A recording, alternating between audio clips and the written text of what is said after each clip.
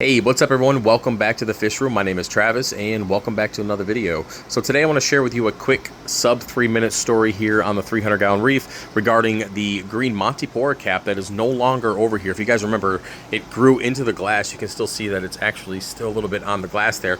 But I had to remove this entire Montipora cap over the last week.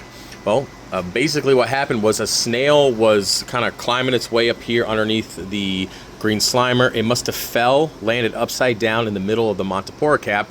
I didn't notice it because, well, I don't look at this tank every day, and it must have died. So when it died, it actually kind of rotted, just like anything else in the tank, it dies, it rotted, and the slime or whatever was in that snail killed the center portion of that Montipora cap, and then it just started spreading throughout it. Basically, slowly, did some STN there, definitely not RTN, but I ended up having to remove the entire colony. I saved a whole bunch of it. I mean, there's so much over here.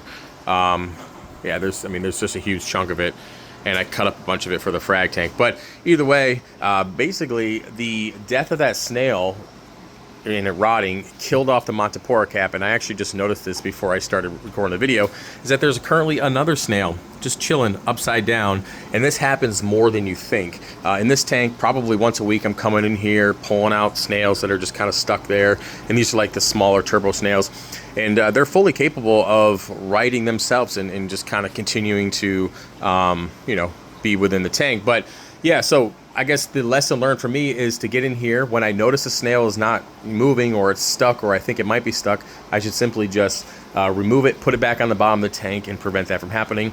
In hindsight, I'm not really upset about it. It is a huge portion of coral that's kind of, been removed, but I made some frags from it, and I opened up some space here for the fish to swim. As I mentioned in a previous video, the tank is pretty full, so I have put on that coral sale, which is still going on, but not for acropora. Mostly basic corals are still up for that $15, but I needed to make room in the frag tank, and I needed to make room in the main display, so that's really where all that originated from. So I'm not upset that all that coral's missing. It does kind of remove like I guess a bulky factor, or a kind of just a nice piece to look at. It does remove that, but we still got the red there, and of course the rest of the tank is doing just fine. So yeah, that's pretty much it for the video. I got to keep it under 3 minutes or I can't upload it as a short. But yeah, so if you guys are busy and you're seeing snails that seem to be stressed out and they're stuck in colonies or anywhere near colonies like that, just get them out of there.